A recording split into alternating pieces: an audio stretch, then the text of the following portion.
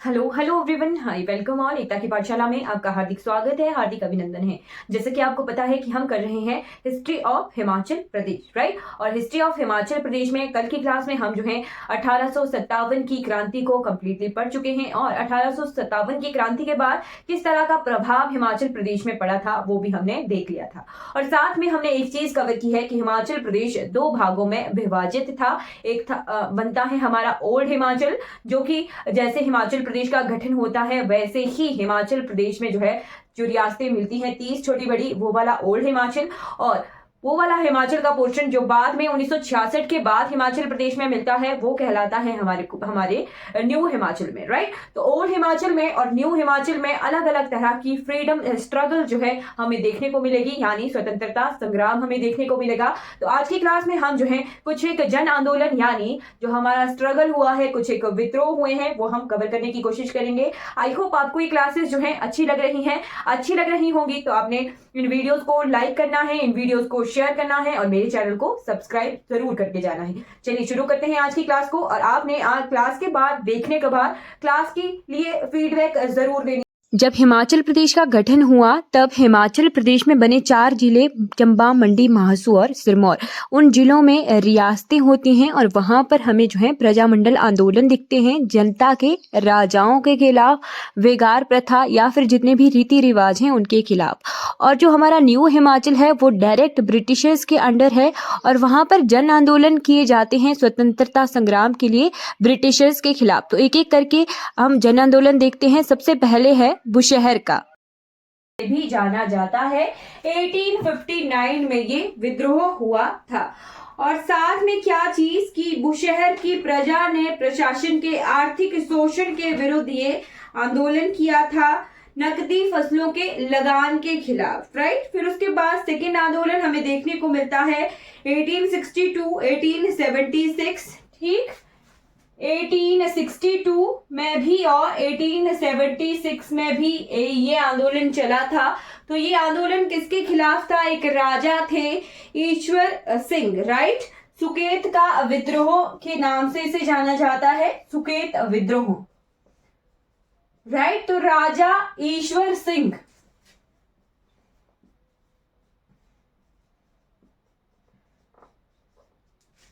राजा ईश्वर सिंह के खिलाफ जो है ये विद्रोह, और इनके वजीर थे गुलाम कादिर, है ना। वजीर थे इनके गुलाम कादिर।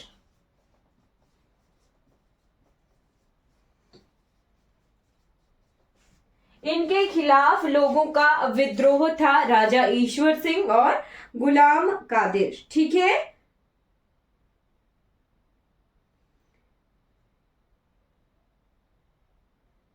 राइट।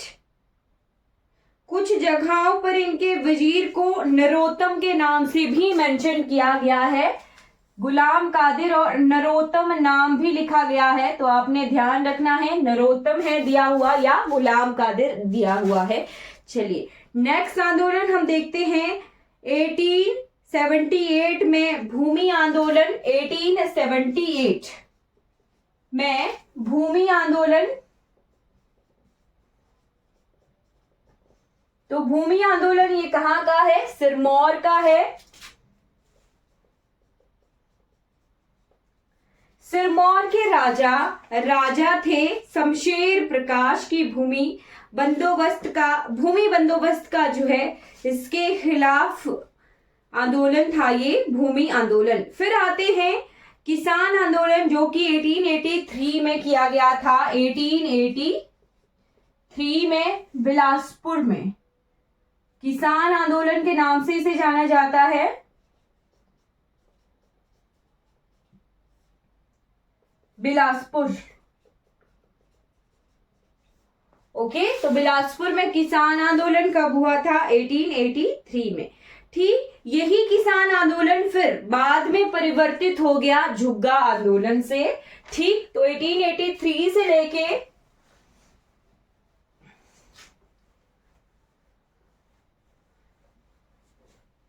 1883 से लेके 1888 तक, 1883 से लेके 1888 तक जो है इस आंदोलन को बढ़ावा मिला बिलासपुर में। फिर ये जुग्गा आंदोलन के नाम से जाना गया, ठीक है, बिलासपुर में ही।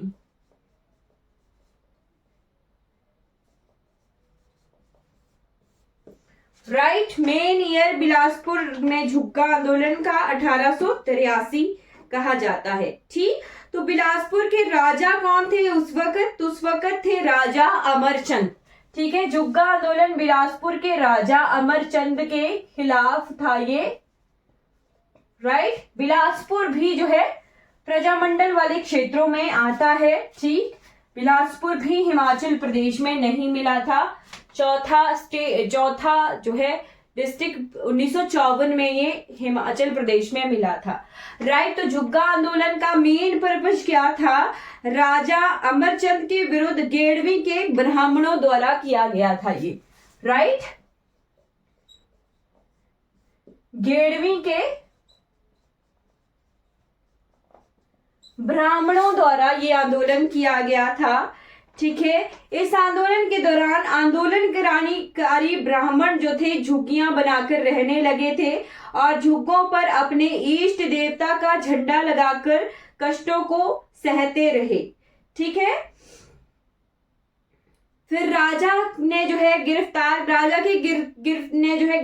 करने का ऑर्डर दे दिया और राजा की गिरफ्तारी के करने से पहले ही ये आंदोलनकारी झुग्गों में आग लगाकर आत्मदाह कर लिया था। ठीक है, इस घटना के पश्चात जनता भड़क गई थी और अंततः राजा को बेगार प्रथा का प्रशासनिक सुधार करना पड़ा था। ठीक, तो बेगार प्रथा के खिलाफ यह आंदोलन किया गया था। ठीक है, और बाद में बेगारी प्रथा समाप्त करनी पड़ी थी जुग्गा आंदोलन के बाद। राइट, तो मेन पर्पस क्या था? बेगार प्रथा के खिलाफ ये आंदोलन किया गया था।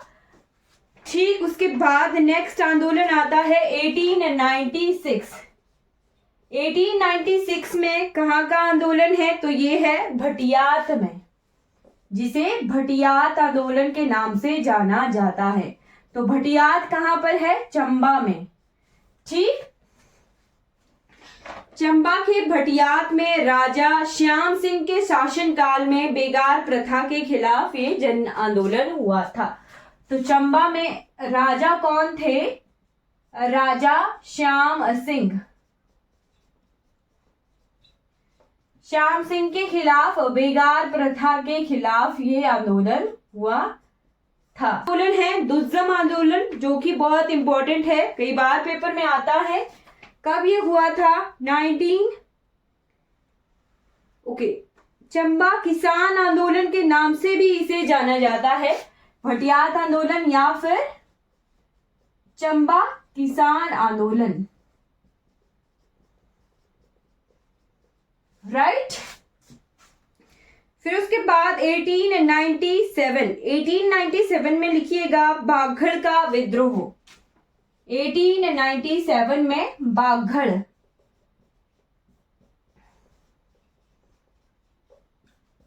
बाघड़ विद्रोह। तो बाघड़ में 1897 में विद्रोह प्रारंभ हुआ था। फिर पुनः जो है फिर से ये 1905 में फिर से फैला था। ठीक, कुछ ही कारणों से इस विद्रोह को दबा दिया गया। फिर 1904 में ये 5 में ये फिर से प्रारंभ किया गया लोगों के द्वारा, पर फिर भी अंग्रेजी फौजों के द्वारा इस विद्रोह का दमन कर दिया गया था। ठीक है, 1897 में एक क्योंथल में भी विद्रोह हुआ था। 1897 क्योंथल में भी विद्रोह हुआ था, बट यहाँ पे अंग्रेज नजदीक थे, तो अंग्रेजी फौजों के द्वारा ये विद्रोह जो है दबा दिए जाते थे। बस यही था मेन लोगों का पर्पज की बेगार ज्यादा है और बेगार के खिलाफ जो है आंदोलन करते थे। ठीक है, फिर 1906 में हुआ दुज्जम आंदोलन, है ना, दुज्जम आंदोलन जो कि बुशहर में। और दुज्जम आंदोलन को एक तरह से असहयोग आंदोलन के रूप में जाना जाता है। ठीक है, जैसे भारत छोड़ो आंदोलन का जो है रूप हिमाचल प्रदेश में पछौता आंदोलन है, वैसे ही असहयोग आंदोलन का रूप जो है हिमाचल प्रदेश में दुज्जम आंदोलन है। ठीक है,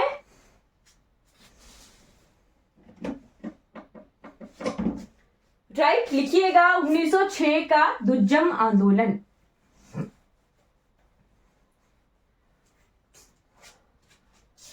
नाइनटीन 1906 में हुआ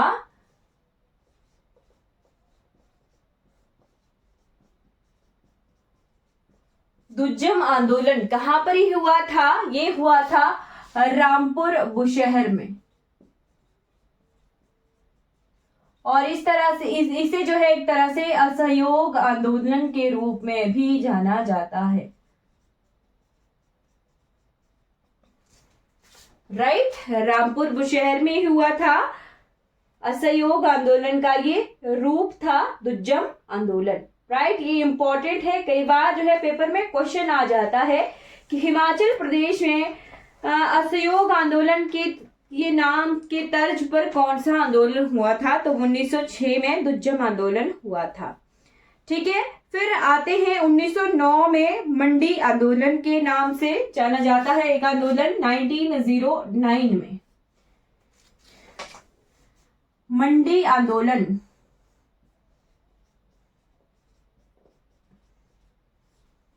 तो मंडी में थे राजा थे भवानी सेन। ठीक है, राजा थे भवानी सेन और उनके वजीर थे, भवानी सेन ने तो दिल्ली दरबार में भी भाग लिया था। ठीक है, 1911 के।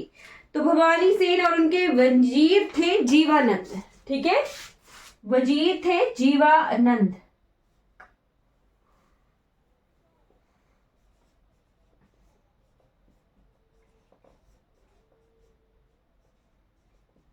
इनके खिलाफ ये मंडी में आंदोलन हुआ था। ठीक है,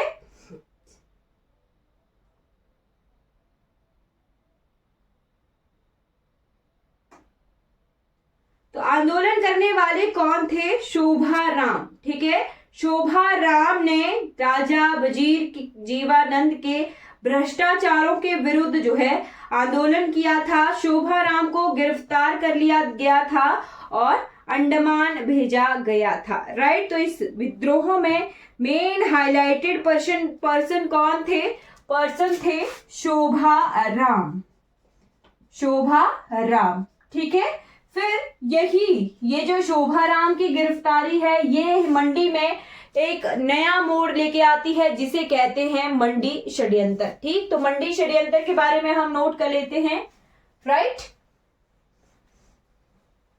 सीक्वेंस वाइज ही हम पढ़ रहे हैं। तो अब हम पहुंच गए मंडी षड्यंत्र में।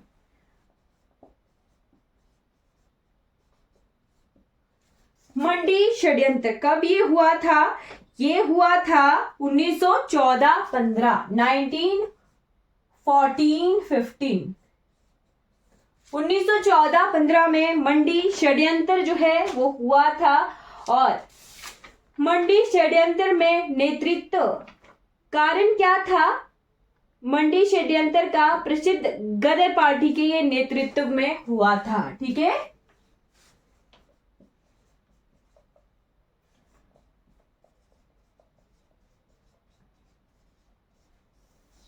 गदर पार्टी के नेतृत्व में मंडी षड्यंत्र हुआ था। ठीक है, और कुछ सदस्य जो है अमेरिका से आकर मंडी और सुखेत में कार्यकर्ता भर्ती करने के लिए फैल गए थे। आम लोगों को प्रभावित करने हेतु गदर की गूंज के अंश पढ़कर सुनाते थे। क्या सुनाते थे? गदर की गूंज। ठीक है, तो इसमें जो है कौन कार्यकर्ता थे? तो मियां जवाहर सिंह, इनका नाम पेपर में आता है। राइट, नोट कीजिएगा, मियां जवाहर सिंह।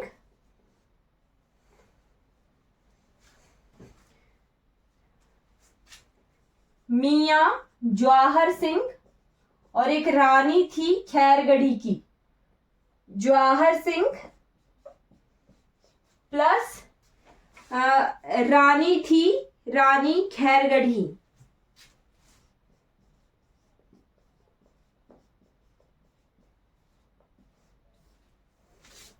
राइट। मियां जवाहर सिंह और रानी खैरगढ़ी गदर पार्टी के प्रभाव में आ गए और उल्लेखनीय है कि रानी ने आंदोलन को आर्थिक सहायता भी दी थी। ठीक है, गदर पार्टी कब बनी, कैसे बनी वो भी मैं आपको बताऊंगी। बट मंडी में कौन थे गदर पार्टी के प्रभाव में आने वाले? मियां जवाहर सिंह और रानी खैरगढ़ी। ठीक है, इन्होंने क्या किया? जो ये षड्यंत्र में शामिल होने वाले थे, पार्टी के सदस्यों ने मंडी के अधीक्षक वजीर की हत्या कर दी। वजीर कौन थे? तो वजीर थे, मैंने आपको बताया, जीवानंद थे उस वक्त, है ना। तो खजाने को भी लूटा और ब्यास पुल को उड़ाकर मंडी और सुकेत पर अधिकार जमाने की योजना बनाई थी।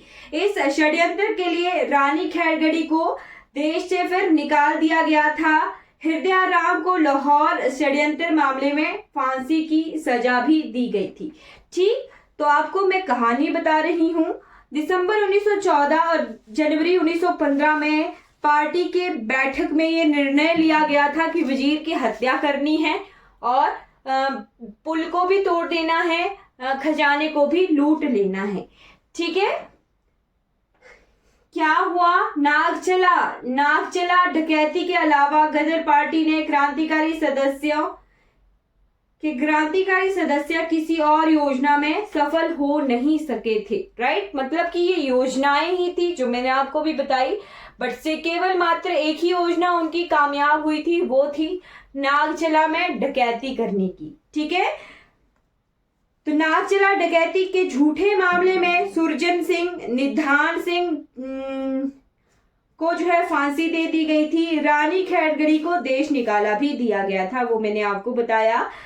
संघाई में गदर पार्टी के कार्यकर्ता मथुरा दास के संपर्क में मंडी के हरदेव आए। ठीक है, और पार्टी के सदस्य बनकर फिर मंडी में स्वयं सेवकों की भर्ती की थी। ठीक है, तो गदर पार्टी का भाई हृदय राम हरदेव उनका नाम था। ठीक है, जिन्होंने, चलिए मैं आपको बता देती हूँ, गदर पार्टी का पेपर में क्वेश्चन आता है।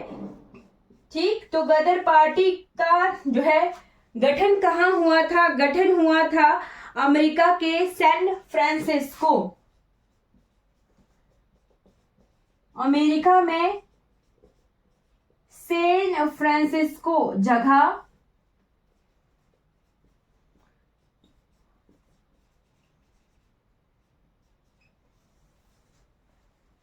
सैन फ्रांसिस्को जगह में 10 मई 1913 को।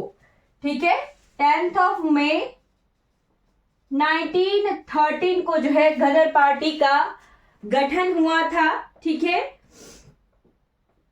इस गदर पार्टी के संस्थापक सदस्य थे सरदार सोहन सिंह भकाना और केसर सिंह।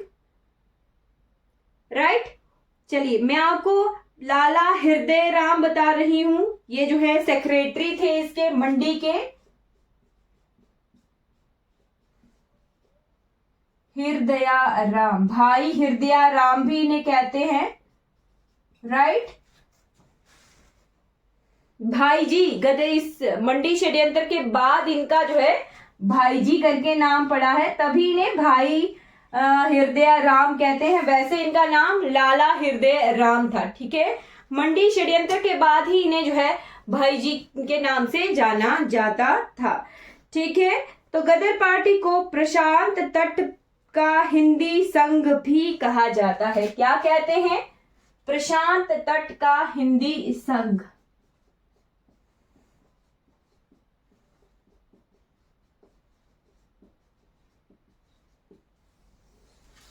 राइट, प्रशांत तट का हिंदी संघ।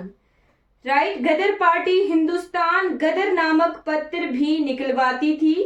कौन सा पत्रिका निकालती थी? हिंदुस्तान गदर।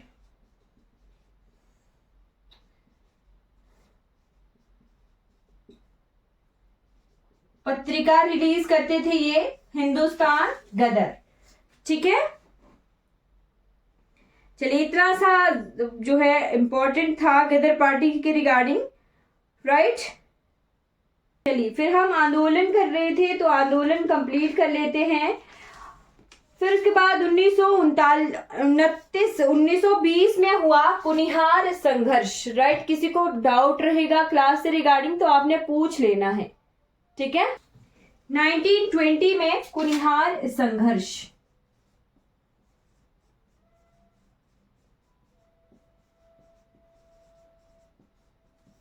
कुनिहार संघर्ष हुआ था 1920 में गौरी शंकर और बाबू कांशीराम के नेतृत्व में, ठीक है।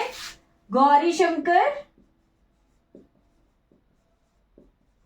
प्लस बाबू कांशीराम, इनके नेतृत्व में हुआ था कुनिहार में संघर्ष, ठीक है। ये कुनिहार के राणा हरदेव के विरुद्ध गौरी शंकर और बाबू कांसीराम ने किया था, ठीक। किसके खिलाफ? तो राणा हरदेव के खिलाफ।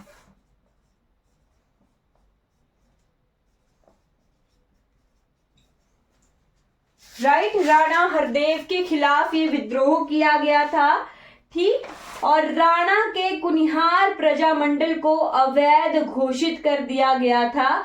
9 जुलाई 1939 को प्रजामंडल की सारी मांगे मान ली गई थी। तो राणा ने क्या किया था? कुनिहार प्रजामंडल में मैं बताऊंगी, कुनिहार प्रजामंडल बना तो उसको जो है इन्होंने अवैध करार दे दिया था राणा हरदेव ने। कब इसे जो है मान्यता मिली? तो 1939। कब? 9 जुलाई 1939 को कुनिहार प्रजामंडल को मान्यता मिली थी। राइट, तो इसमें ये भी कवर हो गया कि कुनिहार प्रजामंडल कब बना था। तो 9 जुलाई 1939 को जो है कुनिहार प्रजामंडल बना था। अब आ जाते हैं 1929 में फिर से सुकमा के विरोध में हुआ एक विद्रोह। राइट, सुकेत विद्रोह। बेगार प्रथा के खिलाफ गदर पार्टी के समर्थन एवं उत्साहवर्धन के लिए सुकेत के लोगों ने रियासत के राजा के विरुद्ध जो है बेगार को खत्म करने के लिए ये विद्रोह किया था। राइट, सुकेत विद्रोह है ये, सुकेत विरोध नहीं, सुकेत विद्रोह। राइट, बस वही कि गदर पार्टी के समर्थन में लोगों ने जो है ये राजा के खिलाफ बेगार प्रथा के विरुद्ध विद्रोह किया था। फिर 1930 में भूमि बंदोबस्त।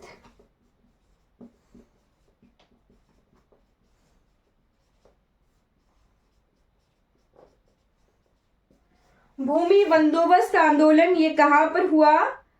भूमि बंदोबस्त के खिलाफ आंदोलन 1930 में बिलासपुर में चला। ये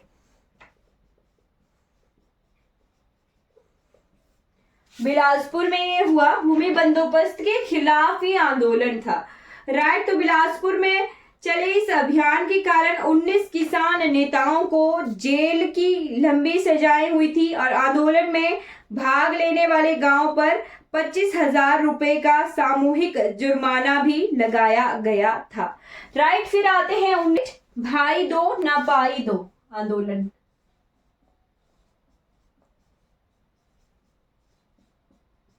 राइट, ये 1938 में हुआ था।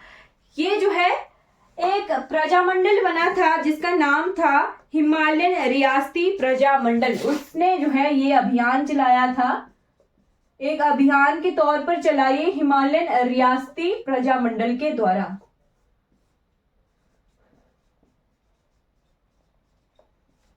राइट, की जो है ब्रिटिशर्स की ना भाई यानी ना सेना के लिए सैनिक देने हैं, पाई यानी ना पैसा देना है। तो हिमालयन रियासती प्रजामंडल के द्वारा ये अभियान चलाया गया था कि ब्रिटिशर्स में ना कोई भर्ती हो, ना कोई इन्हें युद्ध के लिए चंदा दे। ठीक है, फिर 16 जुलाई 1939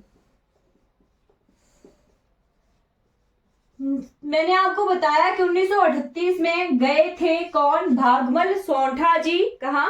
लखनऊ में एक सभा के लिए, और वहां से वो प्रजामंडल का आइडिया लेके आए थे। तभी 1938 के बाद ही जो है इन प्रजामंडलों को जो है एक तरह से मान्यता मिलती है। राइट, तो 16 जुलाई 1939 को भागमल सोंठा जी जा रहे थे कहां पर?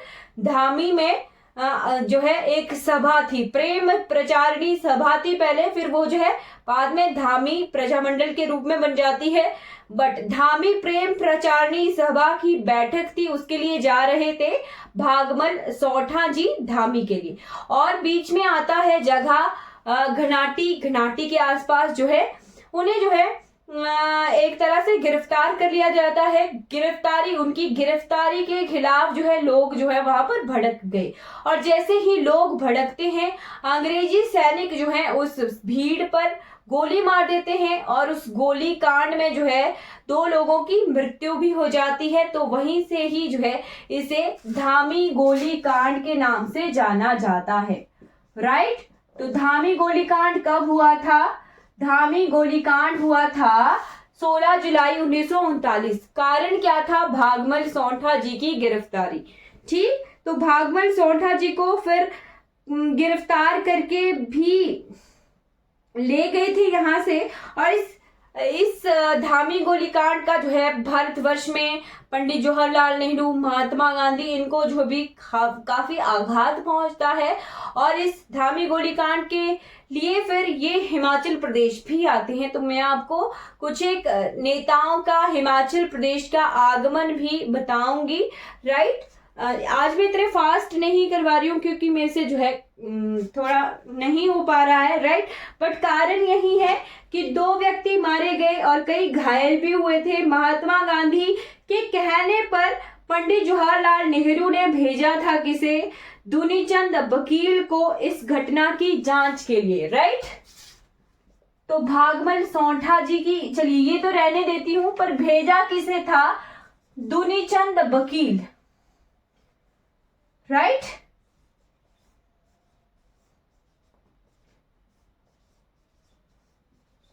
दुनीचंद वकील आए थे इस घटना की जो है जांच करने के लिए, राइट। फिर आते हैं 1942 में, 1942 में होता है पछौता आंदोलन।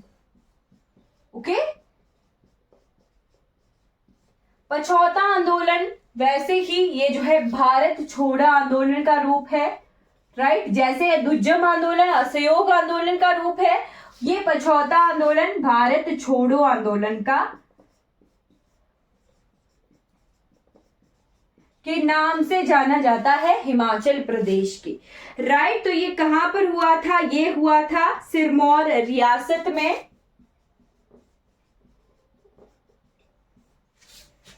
सिरमौर में ये आंदोलन हुआ था, भारत छोड़ो आंदोलन का ये भाग था, ठीक है। सिरमौर रियासत के लोगों ने यहाँ के राजा के कर्मचारियों की घूसखोरी एवं तानाशाही के खिलाफ पछौता किसान सभा का गठन किया था, ठीक। इस आंदोलन के प्रमुख नेता कौन थे? तो इनका नाम आता है लक्ष्मी सिंह, वैद्य सूरतराम, लक्ष्मी सिंह, वैद्य सूरतराम और मियां चूचू। इनके पेपर में नाम आ जाते हैं, कई बार पर्सन का नाम होगा और पूछा जाएगा कि ये कौन से आंदोलन से रिलेटेड है, तो आपने ध्यान रखना है पर्सन्स के नाम आते हैं। और एक और नाम भी है राम पहाड़ी, राम पहाड़ी जी, राइट। तो किसान नेताओं और आंदोलनकारियों ने 7 माह तक पुलिस और अधिकारियों का पछौता में घुसने नहीं दिया था। मियां चूचू ने जो है इस आंदोलन के नेतृत्व में पूरे पछौता इलाके में किसान सभा को प्रभुत्व स्थापित हो गया था, लेकिन बाद में सेना ने मियां चूचू को गिरफ्तार कर लिया था, राइट। तो ये हमें जो है कुछ एक पर्सन्स के नाम मिलते हैं। एक और नाम लिख लीजिएगा, गुलाब सिंह,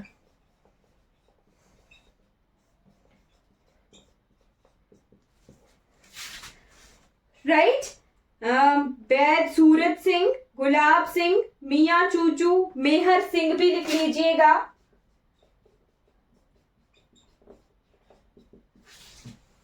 मेहर सिंह। किसान सभाओं का नेतृत्व किसने किया था? तो मियां चूचू ने किया था, राइट। अब लास्ट एक और आंदोलन हुआ था, कोटगढ़ आंदोलन, जो कि सत्यानंद स्टोक्स ने बेगार प्रथा के विरुद्ध किया था। राइट। धार्मिक गोलीकांड के समय all India state people conference के अध्यक्ष कौन थे? तो all India state people Congress के अध्यक्ष थे पंडित जवाहरलाल नेहरू। ठीक है। जो कोटगढ़ आंदोलन हुआ था वो हुआ था सत्यानंद स्टोक्स के द्वारा। ठीक, ईयर तो नहीं है बट कोटगढ़ आंदोलन सत्यानंद स्टोक्स। और एक और मैं आपको करवाऊंगी, सुकेत सत्याग्रह। तो सुकेत सत्याग्रह में पंडित पद्मदेव जो हैं उनका नेतृत्व रहता है। ठीक है। पंडित पद्मदेव के ही सैमुअल इवान स्टोक्स, मैंने आपको बताया था कि सैमुअल इवान स्टोक्स नाम से जो है ये हिमाचल प्रदेश आए थे सत्यानंद स्टोक्स। पंडित पद्मदेव से मिलने के बाद इन्होंने जो है हिंदुइज्म को अपना लिया था, हिंदू धर्म को अपना लिया था और इनका नाम बदल के फिर हो गया सत्यानंद स्टोक्स। राइट। तो यही हिमाचल प्रदेश के शिमला के कोटगढ़ क्षेत्र में अंग्रेजी किस्मों के सेब बागान लगाने के लिए, सेब लाने के लिए जाने जाते हैं सत्यानंद स्टोक्स। राइट। तो कोटगढ़ आंदोलन किसके प्रभाव में, किसने करवाया था? सत्यानंद स्टोक्स ने। राइट। फिर लास्ट आपने आंदोलन लिखना है जो कि कहलाता है सुकेत सत्याग्रह।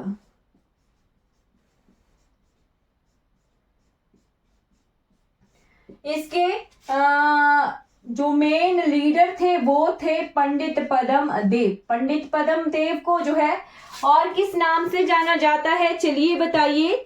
मैंने आपको जब पर्सनैलिटीज करवा रही थी तो मैंने बताया था कि इन्हें जो है किसी नाम से जाना जाता है। किस नाम से जाना जाता है पंडित पद्मदेव को? रियासतें हैं, राज्य हैं, वो खत्म हो जाए, अब हमें एक हिमाचल बनाना है। और जो हिमालयन स्टेट पीपल कॉन्फ्रेंस हुई उसने कहा था यशवंत सिंह परमार ने। राइट। तो वही चीज फिर कि अगर आप रियासतों को का त्याग नहीं करोगे तो फिर सत्याग्रह किया जाएगा। तो 16 फरवरी को सुकेत के राजा लक्ष्मण सिंह को यह सूचना पत्र मिला। ठीक है, कि रियासतों के खिलाफ जो है आंदोलन करेंगे, सत्याग्रह करेंगे। राइट। और 48 घंटे के भीतर वो अपने राज्य का विलय भारतीय गणतंत्र में कर देते हैं, परंतु इन्होंने विलय पत्र पर हस्ताक्षर नहीं किए थे। ठीक है। 18 फरवरी 1948 को पंडित पद्मदेव की अध्यक्षता में सुकेत में सत्याग्रह आंदोलन शुरू हुआ और अंततः 15 अप्रैल 1948 को सुकेत को हिमाचल में शामिल किया गया था। राइट। चलिए, हमें क्लियर हो गया कि सुकेत को हिमाचल प्रदेश में विलय करने के लिए ये आंदोलन किया गया था। राइट। हाँ जी बिल्कुल मैम, कविराज के नाम से जाना जाता है पंडित पद्मदेव को। ओके। तो हमने जो है जो इम्पोर्टेंट आंदोलन थे वो हमने कवर कर लिए हैं। राइट। ओके। तो मैं आपको जो है मैंने आपको बताया प्रजामंडल आंदोलन। तो प्रजामंडल आंदोलन के बारे में भी आप हल्का सा नोट कर लीजिए कि किस तरह से प्रजामंडल बने। हिमाचल प्रदेश में कौन कौन से प्रजामंडल थे वो भी हमें पता होना चाहिए। राइट। तो all India state people Congress की स्थापना कब हुई? 1927 में मुंबई में। मैंने आपको बताया था कि मुंबई में तब जब ये मीटिंग हुई तब हिमाचल प्रदेश से कोई नहीं गया, बट 1939 में फिर से all India state people Congress की मीटिंग लुधियाना में हुई थी। मैं आपको लखनऊ करवा रही थी, लखनऊ नहीं लुधियाना में हुई थी और वहां गए थे भागमल सोंठा जी। ठीक है। प्रजामंडल, और इन्होंने जो है पहाड़ी राज्यों में प्रजामंडल बनाने और इन क्षेत्रों पर विशेष ध्यान देने का निर्णय लिया था। ठीक इन कदमों के परिणाम स्वरूप चंबा, मंडी, बिलासपुर, ठीक इन क्षेत्रों को नोट कर लीजिएगा। चंबा, जो ओल्ड हिमाचल में आते हैं, चंबा, मंडी, बिलासपुर, सिरमौर, जुब्बल, धामी, 7 होंगे टोटल, 1 2 3 4 5 6, एक और भी है धामी, जुब्बल, सिरमौर,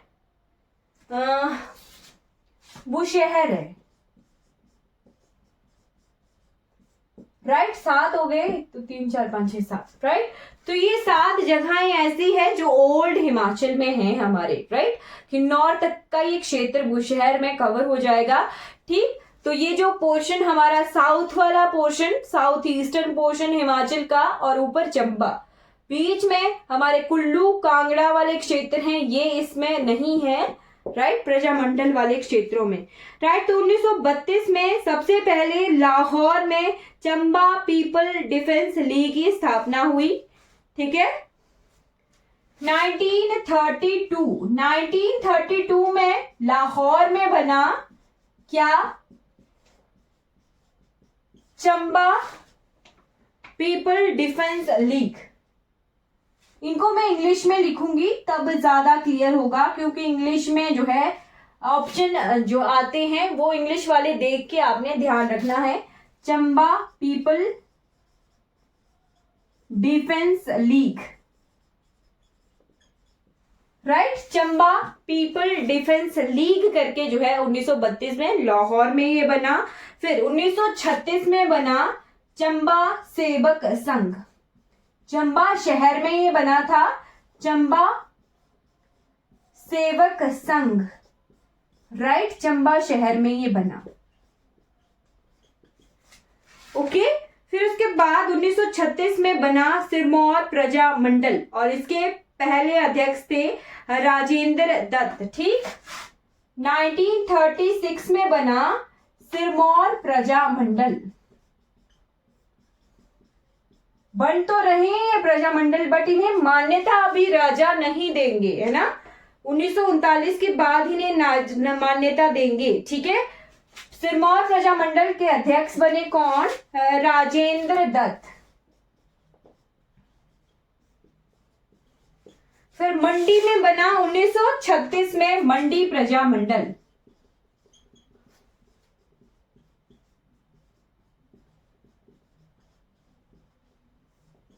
मंडी प्रजामंडल, राइट, जिसके अध्यक्ष जो थे, जो प्रदेश में स्थापित दूसरी प्रजामंडल थी, राइट, इसके प्रथम अध्यक्ष कौन थे, तो स्वामी पूर्णानंद थे, ओके, स्वामी पूर्णानंद थे इसके अध्यक्ष, राइट। सबसे पहला प्रजामंडल कहां बना था, तो सबसे पहला बना था सिरमौर में, ध्यान रखिएगा, सबसे पहला सिरमौर में बना था, और मंडी का ये दूसरा था, राइट। फिर जैसे चंबा पीपल लीग बनी, वैसे ही कुल्लू पीपल लीग कब बनी थी, तो कुल्लू पीपल लीग बनी थी 1933 में, बट कुल्लू में प्रजामंडल नहीं हमें दिखेगा, ठीक है।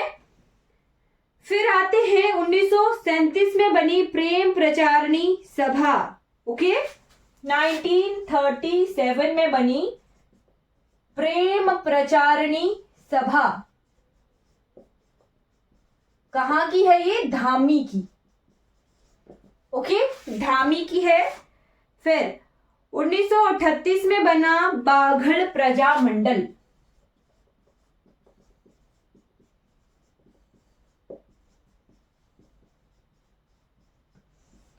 राइट। फिर 1939 में बना कुनिहार प्रजामंडल,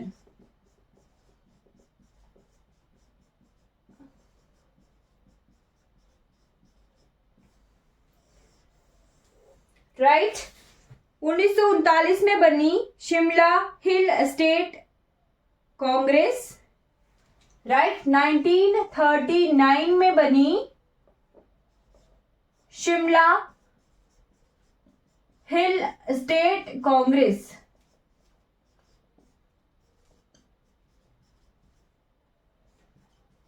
और 1939 में ही पंडित पद्म देव की अध्यक्षता में बनी क्या? शिमला हिल स्टेट रियासती प्रजा मंडल। ठीक है, शिमला हिल स्टेट रियासती प्रजा मंडल।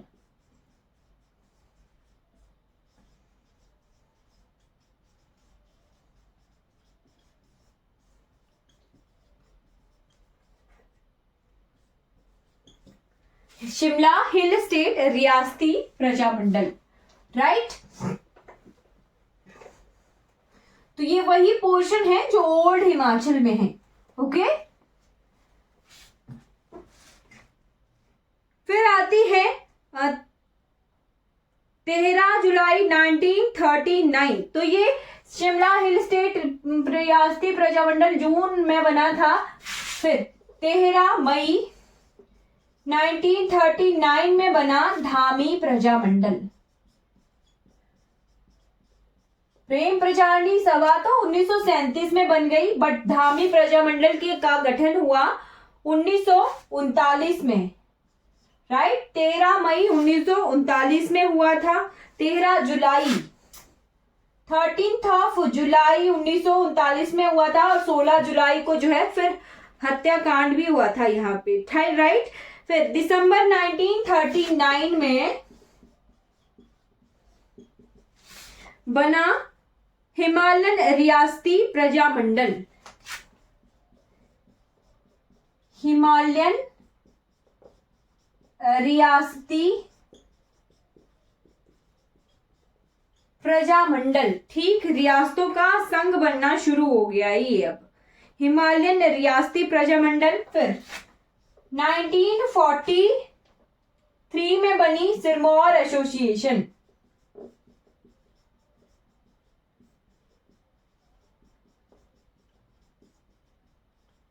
एसोसिएशन बनी सिरमौर में, ठीक है। वैसे प्रजामंडल सबसे पहले सिरमौर में ही बना था, राइट। पहले सिरमौर प्रजामंडल करके बना था, अब रियासतें यूनाइट हो रही हैं तो बन रहा है सिरमौर रियासती प्रजामंडल, राइट। 1944 में बन रहा है सिरमौर रियासती प्रजामंडल।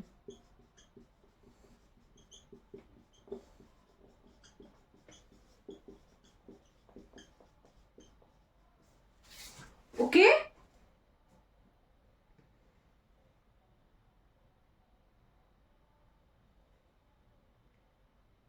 जो हिमालयन रियासती प्रजामंडल था उसमें जो है पंडित पद्म देव इसके सेक्रेटरी नियुक्त किए थे, ठीक। स्वामी पूर्णानंद के ने जो है फिर 1945 में Himalayan hill state council Himalayan रियासती प्रजामंडल का अध्यक्ष बनाया गया था स्वामी पूर्णानंद को 1945 में, ठीक। फिर 1945 में बिलासपुर राज्य प्रजामंडल बना, 46 में बलसन रियासती प्रजामंडल बना, राइट।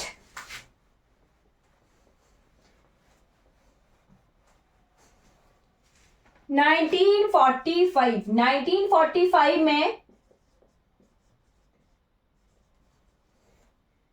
बिलासपुर राज्य प्रजामंडल बना, और 1946 में बना बलसन रियासती प्रजामंडल, राइट। तो ये सारे जो हैं कौन से रियासतें हैं, जो 30 रियासतें हमें जुड़कर बन रही है ना हिमाचल प्रदेश। 30 रियासतों में से तो 18 ठकुराइयां शिमला की ही हैं, राइट। कुछ एक सिरमौर का क्षेत्र है, कुछ एक चंबा का क्षेत्र होगा, और मिलकर ये बनाएंगे 30 रियासतें मिलकर हिमाचल प्रदेश बनाएंगी, राइट। आई होप आपको क्लियर हो रहा होगा। ये जो संधे हैं जहां प्रजामंडल बन रहे हैं, ये कौन सा पोर्शन है? सिरमौर शिमला वाला क्षेत्र प्रेजेंटली तो शिमला है, बट उस वक्त था बुशहरी रियासत थी, है ना। बुशहर रियासत और छोटी छोटी ठकुराइयां थी, 18 ठकुराइयां, राइट। तो ये 18 ठकुराइयां प्लस कुछ एक छोटी छोटी, सोलन में 12 ठकुराइयां थी, धीरे धीरे खत्म हो रही हैं, तो सोलन शिमला 12-18 ठकुराइयां मिल रही हैं, और चंबा मिल रहा है, और कौन मिल रहा है, सिरमौर मिल रहा है, और फिर ये महासू, सिरमौर, चंबा, मंडी, ये 4 जिले बनेंगे हिमाचल प्रदेश में। बट यहाँ पर हमें बिलासपुर में भी प्रजामंडल दिख रहे हैं, बट बिलासपुर हिमाचल प्रदेश में नहीं मिलता है। राजा कौन थे, आनंद चंद, 54 में 1954 में ये हिमाचल प्रदेश में मिल जाएंगे। जो बीच वाला पोर्शन था वो अभी भी जो है कहाँ गया था, मैंने बताया था आपको कि उनका रुख कहाँ था, पंजाब की तरफ था। ठीक, तो वो पंजाब में मिले थे। कुल्लू भी 1900 जब तक ये हिमाचल प्रदेश में नहीं मिला था, ये किसके अंडर था, पंजाब के अंडर था। राइट, तो आई होप आपको क्लियर हो रहा होगा डिफरेंस कि किस तरह से 30 रियासतें हमें दिख रही हैं। जो 30 रियासतें मैंने आपको एक क्लास में कवर करवाई हैं, ये वही रियासतें हैं जो हिमाचल प्रदेश में मिलेंगी, जहां पर ये प्रजामंडल आंदोलन हो रहे हैं। Okay, right. अब आता है 1945 में बन गया। अब ये सारा सब कुछ प्रजामंडल 1945 में एक जगह जुड़ जाएंगे जिसका नाम है all India state people conference. Okay, all India state people conference, इसी तरह से लिख दिया मैंने, conference, right, all India state people conference.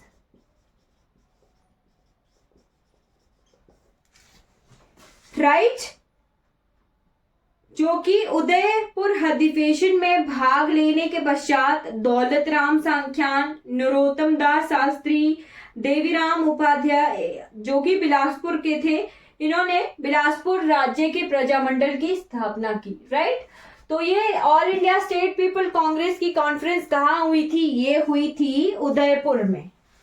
Okay, तो उदयपुर वाली जो कॉन्फ्रेंस थी उससे बना फिर बिलासपुर राज्य प्रजामंडल। राइट, और 1939 में जो हुई थी वो लेके आई मान्यता हिमाचल प्रदेश के प्रजामंडलों के लिए। ओके, तो फिर इस तरह से धीरे धीरे हमें देखेंगे 1947 में डॉक्टर यशवंत सिंह परवार जो हैं अध्यक्ष बनते हैं इस पीपल स्टेट कॉन्फ्रेंस के, और जो है फिर वो हिमाचल प्रदेश के गठन के लिए जो है एक मुहिम चलाते हैं।